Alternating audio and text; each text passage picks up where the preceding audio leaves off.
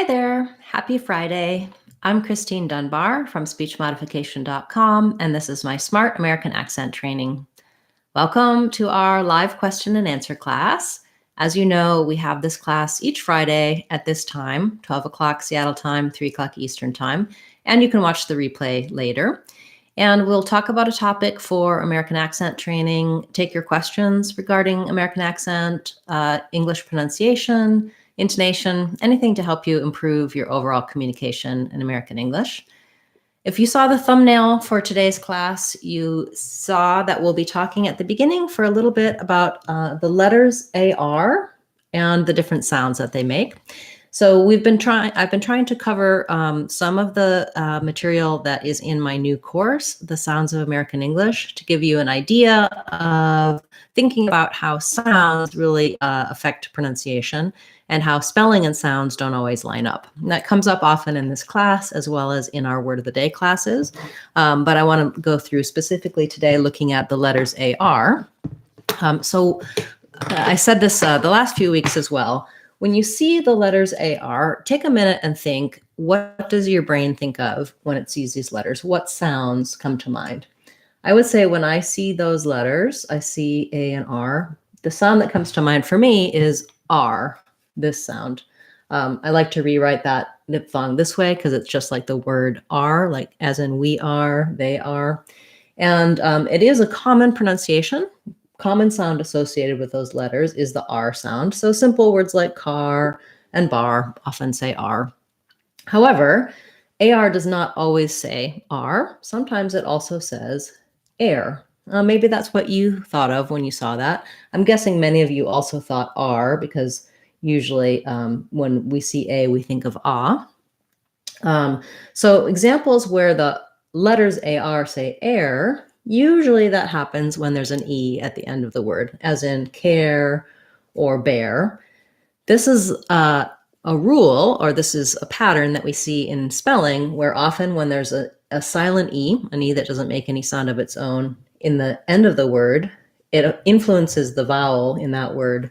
And I say it makes the letter say its name. So letter A actually says the A diphthong there. And then together with the R, you get the air diphthong.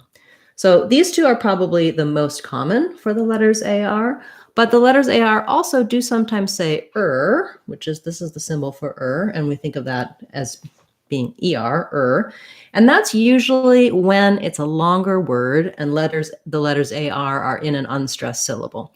So rather than skull R or skull airship, because the skull is stressed in scholarship, this AR is reduced and it sounds just like an scholarship. So it's helpful to know when you look, if you want to look up a word in the dictionary to see what those letters are saying, to look for these symbols. Now, in my classes and in my online courses, I use IPA, International Phonetic Alphabet. You're going to see some differences in different dictionaries. Just look for the symbol system and use the words that you know, the vowels that you know, to learn those symbols. If you have questions about this topic, you can ask those in today's class, or feel free to ask your questions at any time. And I see that many of you have questions already, so I'll start answering those. Thank you, everyone, for being here. It's nice to see so many of you returning week after week. So we have a question about, here's an AR word. And I forgot about an important AR sound. AR can also say the or diphthong. So in words like war or worn. And so we had to request for the word wart, and that has the AR says the OR sound. So that's another, not super common, but it's in words like worn, warm, war, etc. Those are the same, those two, war and war. So when you're looking at a word like war, you might think of the or even writing war because you might know that word. And then we add the T sound. In wart, the T is at the end. And you noticed I didn't say wart with an aspirated T. we tend to use a stop T at the ends of words when we say them by themselves. I can do a little aspirated T, wart, it'll be okay. Or if I'm linking, my ward is, then I'm going to have more of a flap T, or the wart can, then I'm going to use that stop T. Yeah, good question and right on topic. Thank you for bringing that up because you helped me. I did have an oversight in the letters AR. They do also say or. Okay, we have a question about the word edible. Edible. So this has first syllable stress. Letter E says the vowel, like in red tent. And then because the I is unstressed, it's a lax vowel. And then this has our syllabic L ending. So you might see it in the dictionary with just a BL or with a B and a schwa and an L. That's probably the most challenging part of this word is doing the bull, just like in syllable, symbol, etc. What you want to do is make your dark L, which sounds like ul. You keep the back of the tongue down and you just lift the tip of the tongue, kind of move from that schwa, ul, into the L position, and then add your B, ul, bull, edible. Yeah, good question. Thank you. All right, we have another question, which is command versus commend. Okay, so for command and commend, what you're going to hear is that command and commend, they both have second syllable stress. So both letter O sounds are going to be a schwa sound, ka. And then the main difference is going to be command is going to have the a vowel, command. So my jaw is going to be a little more open, like in the black cat vowel, versus commend. I'm going to stay central. So I'm just have that red tent vowel. Anytime we have words like man and men or command and commend, it can be difficult to do those contrasts. And I usually recommend pairing that with another word with the same vowel. So for example, for this one, I would probably try that command and maybe something that goes with commend thematically, maybe then commend or commend. Just so you can match that vowel across both, because between that and then, you probably don't have too much trouble. It's just because these words are similar, it's hard for you to hear that distinction between the a and the eh. And then you also asked about exceeding versus exceeding. So exceeding. This E is either going to be an eh or maybe a lax I. And then I think for us, I don't know if that's acceding. I'm going to have to look up your other word, these two, because I don't know how we pronounce that, whether it has first syllable stress or second syllable stress and what the vowel is. So let me just check. So I like using the Oxford Learner's Dictionary. And if you go to speechmodification.com, my website, here's a great way to get to the Oxford Learner's Dictionary. So you can use our free practice, click on online practice free trial, and then you can search for any of your words, sounds, or patterns in the search box. On the iPhone or on your phone, scroll down to the bottom because the search box is on the bottom rather than on the side. If you type in dictionary, it'll show you my lessons that talk about using a dictionary. And this one has links to the Oxford Learner's Dictionary, which I like. I also like the, there's another American Learner's Dictionary, but Oxford has British and American English, which tends to be helpful for a lot of people to see both pronunciations. So your word was, I think, acceding, ACC. So I'm guessing on pronunciation until I look it up here. Let's look. Okay, no, it's a schwa. Yeah, so exceeding. I think that schwa is kind of hard to do in that verb. So exceed, I'm going to think you're going to have more of an vowel I, and this is going to be more of an exceed, exceeding. Exceeding. Those two are pretty close. What does exceeding mean?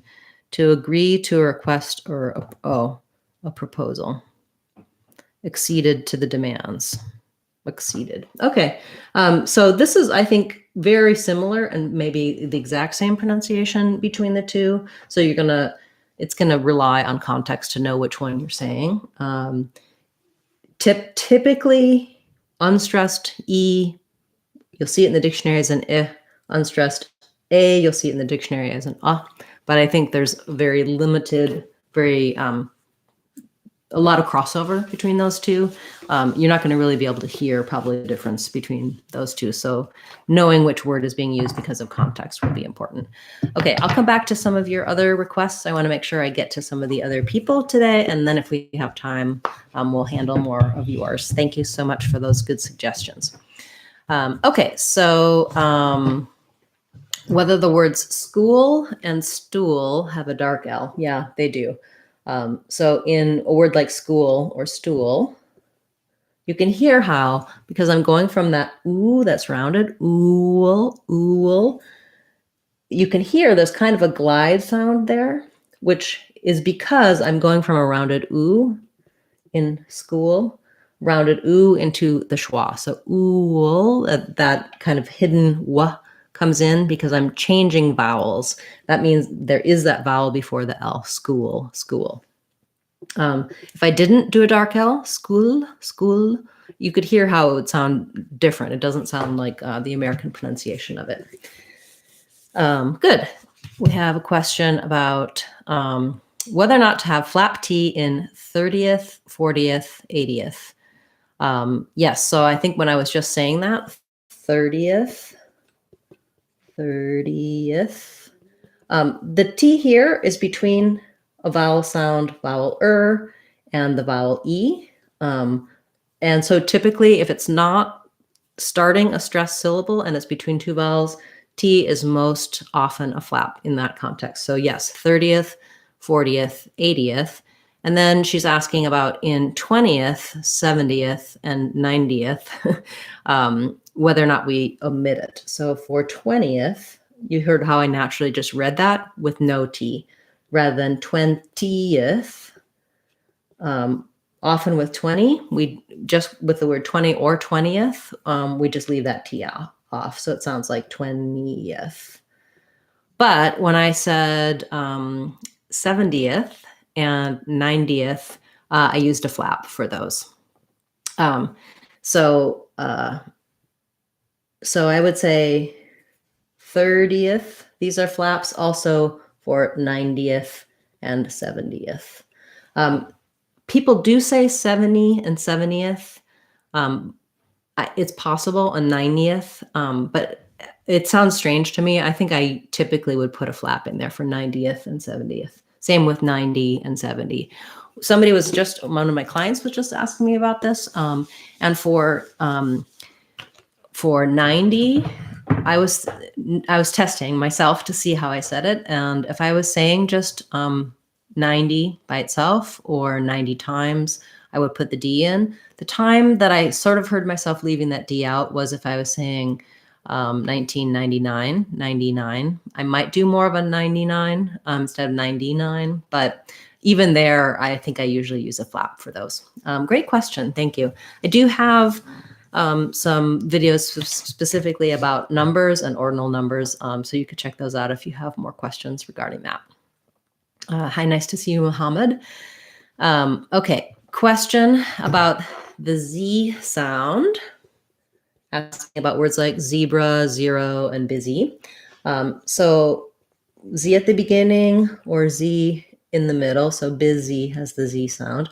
Basically, if you can make an S sound, you can make a Z sound. It might not feel natural if that's not a common sound in your language in the word position. When I make the S sound, the air continues. My tongue is behind my teeth, and I'm making a narrow constriction to make that fricative noise coming out. So when you feel that, If you feel your throat, there's no air coming out. Then if I turn my voice on, but keep my lips the same, zzz, zzz, that's where I get that Z sound from. So you can even try saying something like 0, 0. Just think about turning the voice on. It might be easier to do at first in words like busy, because you can just leave your voice on. So if I said that with an S sound, busy, busy, I'd have to turn my voice off. If I say it with a Z sound, busy, busy, I can just naturally keep my voice on between those two vowel sounds.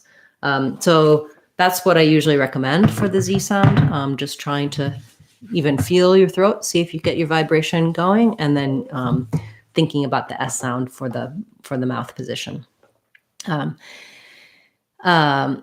Great. Nice to see everyone. Some people returning who haven't been here for a while. So we have a question about the words even and event. This is great. So even has first syllable stress. And so because that's E is in the stress syllable, it says the E sound, like green tea. And then even, that second letter E is going to say the lax I sound. So it kind of sounds like even. But then in event, we have second syllable stress. And so the first letter E is going to say the I, just like it did here. And then we have the second letter E is going to say the red tent vowel, event. And so for this one, what I recommend when a word has second syllable stress is just say the stress syllable first. Try vent. And then you can even say like the word or the. So vent, event, the vent. And then just same kind of short, really unstressed event. That helps your brain know vent is where I'm going to have a clear vowel and length. And then this is just a little light touch, little jumping off point right to my event. So even and event. That's a good that's a good one for looking at, that the letter E can say all those different vowel sounds, and it really depends on where the stress is in the word. Thank you for your question. Great. Okay, we have a request for the word rivalry. That's a tough one. Rivalry. So this you might find challenging because of the L's and R's together. We have first syllable stress. So the letter I says diphthong I. So rye. You might think of that like the bread rye. Rival. This is letter A says schwa or almost no vowel there. It's because it does have that syllabic L again. So rival. I would almost put it with no vowel or maybe a little schwa. So rival. And then lastly, our Y says, the Y says E. So we have another vowel and an E. Rivalry. I think for this one, probably easiest is just to systematically go slowly on each. Rivalry. And see if it's moving back and forth between those L's and R's. That's the most challenging for you. You can also try building from the back. Rivalry. Definitely takes attention even for me to sequence those sounds, but at least there's a little space between the R's and L's in that word as compared to some other challenging R and L words. Thank you, Mohammed. Okay, we have a question about rhetoric and rhetorical. So rhetorical has second syllable stress. Rhetorical, and the H is just kind of a strange spelling. And this word rhetorical, it sounds like the letter E says I, like it, rhetor. OR letters actually say the or in this one, rhetor. The T is a true T because it starts the stress syllable. So you can go ahead and say it like at the start of words tor with a little puff of air.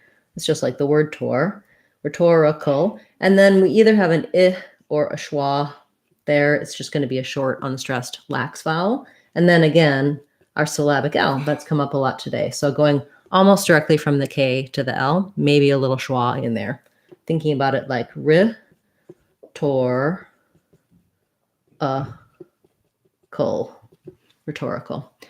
But then rhetoric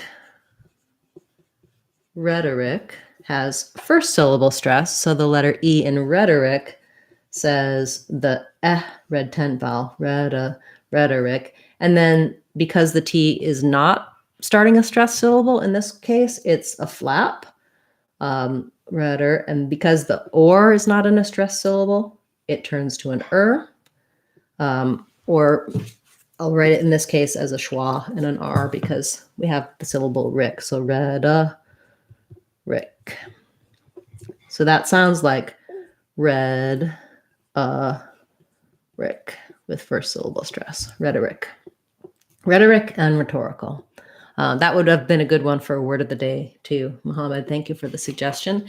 I will be going back after class, as I've been doing the last few Fridays. I'm going to be writing a comment, the first comment pinned at the end. It'll show you all of the different words that we covered today. And also I like to put additional videos and resources for the questions that come up today so that you can use that as a guide to get more in depth on your particular question or something someone else asked.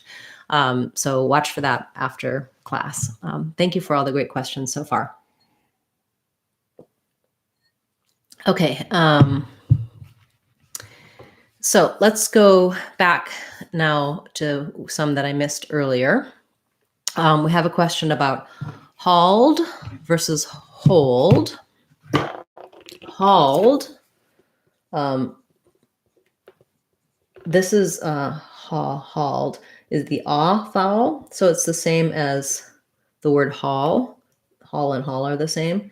Hauled, and hold is the O diphthong. So hauled. It's kind of thinking about like all and then a D, hauled. Not as much influence of the dark L there versus hold.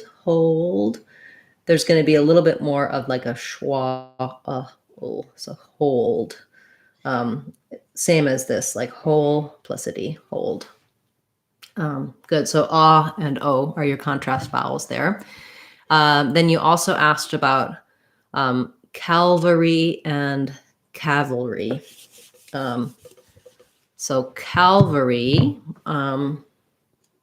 would be calvary with an a and a schwa, cavalry, versus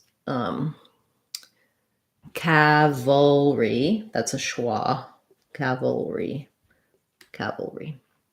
So that's just about which one is a schwa and which one. It's the difference between where the L and the R are in those two words. And one more you had, two more. Compliment and compliment. I think those two are the same. So giving someone a compliment, I can give you a compliment, and that complements, the decor complements the environment. No difference on those two. Arctic and Antarctic. So Arctic is actually Arctic, unless you're talking about Arctic, which is an abbreviation we use for articulation, but I think you mean Arctic and Antarctic. So for Antarctic, we might leave that T off, or we might do a stop T, Antarctic. Arctic, first syllable stress, Antarctic. I think we're more likely to leave the T off and first syllable stress. Okay, so that's kind of a quick review of your words since you had a lot of requests today. I see there's some others that I missed, so I'm going to go back. And we have a question about saw, so, and so. So saw, that's our ah vowel like we had in hall. You might think of we all saw. And then for so and so, those two are the same, and they're actually also the same as sow. So we just have an O diphthong there. So I sewed the dress and we sowed the seeds. Now there's also sow, like a cow. No, what's the sow? A pig? An animal, the sow, I think is a female pig. That has the ow diphthong, and that's like now. So depending on which one you meant. Now the sow, this is sow, like the verb to sow seeds. This is the noun. And saw. Again, using a similar vowel, we all saw, go and sow, and now the sow. That should help you, because between all, now, and go, you shouldn't have any issues. Again, once I can understand the difference between the letters and the sounds and have a way to look up those sounds in the dictionary, know those symbols, that's all information that you can get and learn to use for any words as you build your skills. And I highly recommend my Sounds of English course for that, because it teaches you sound by sound, every vowel sound, every consonant sound, what words they're in, how to pronounce them, what accent error patterns you might have on them.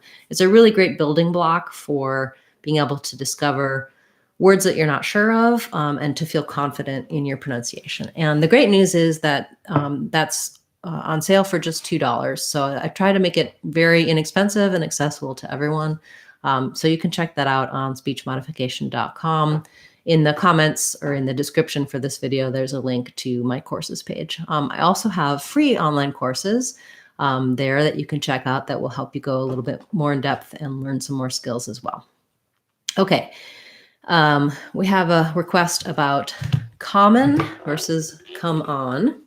So when I'm saying common, I have first syllable stress, and this letter O is going to say the ah vowel, common. And then I'm almost basically not going to say that vowel sound. Maybe a little schwa or a little I sound, but really fast. So thinking about like ka, men, I'm going to go right from the M to the N with almost no vowel, common.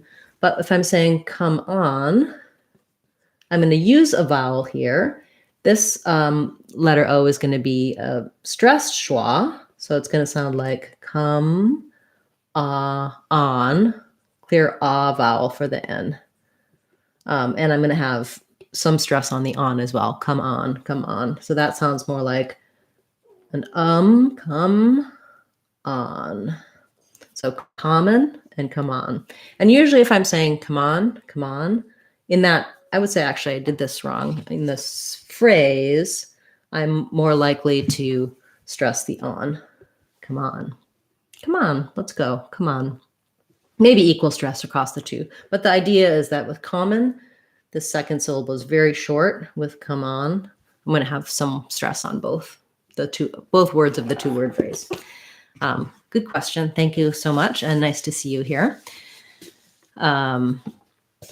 We have a question about the word birthday, and today is my daughter's birthday, so she's celebrating. So this is a topical word for me today, birthday. I do have a longer video on how to pronounce birthday, and I'll put the link for that in the comments after class, so you can check that out. But let's look at it and break it down. We have first syllable stress on birth and second syllable stress on day. The letters IR say the ER sound, and we have a voiceless TH here. So it's just like the word birth, like a sleeping birth. And then day, birthday, we have diphthong A. So there's not really a different way I would write those. If you want to see the IPA, it would look like this. Birthday. Things to watch out for, make sure your A is long, you have a diphthong there. And then probably the most challenging part, of course, is that the R and TH are together. In this case, I suggest practicing just the R and TH together. So you can, before you say birth, you can try it with earth. And what we want to do is feel that tight back R for the and then your tongue is just going to sneak forward for a little TH sound. So birth, earth, earth day. I also, I think, talked about this in my word of the day video for birthday. But what you might find is that if I'm doing birth, tongue between the teeth, and day with my tongue back behind my teeth, birthday, I can't do that very smoothly, right? I can't move from a TH to a D. And for a lot of speakers, if you're a Spanish speaker, which you might be, these D and THs, you might be making both incorrectly by pushing the tongue behind the teeth. And that would sound like birthday. So it would just kind of have a stopped sound and a dentalized D rather than birthday. So I can work on birth and I can work on day by themselves. But when I have to put them together in reality, I'm not going to usually put my tongue behind my teeth for the day. I'm going to just lift further back on my tongue. So I'm going to say birthday, birthday, and I might form that D sound with keeping my tongue in the TH position, birthday, so that I can just kind of quickly touch behind the teeth to make that D sound and release into day. That might be more detail than you were hoping for, but I know for a lot of people, that's a really challenging word, and it's because of the combination of sounds. So I do, tomorrow I'm going to be releasing a new video about TH and R sounds together, going from the R to the TH in words, phrases like rather than, and so that may also be a helpful video for you, and that will be debuting tomorrow. So I'll put the link for both the birthday video and that RTH video in the comments after class today. Okay, so a couple more questions and then I'm going to need to wrap up for today. Thank you so much, everyone, for all the great questions today and for coming week after week. Some of you are already channel members, and you know that we have a Sunday class like this, smaller group for channel members. They can ask their questions at any point throughout the week on any of my videos, and I answer them on Sundays, so they don't have to wait. Right now, I've been taking suggestions for word of the day, which is wonderful, but I have several months worth of suggestions to get through, so it might take a while to get to your video. So if you want to bump up and get ahead in the line, you can join as a channel member. That supports the channel as well as gives you some of those perks like the members only class and a faster turnaround for your videos. Okay, couple more. We have a request for the word legumes. So I just said legumes. I think we can either do lay with a diphthong, and goom is just going to have the oo. So legumes.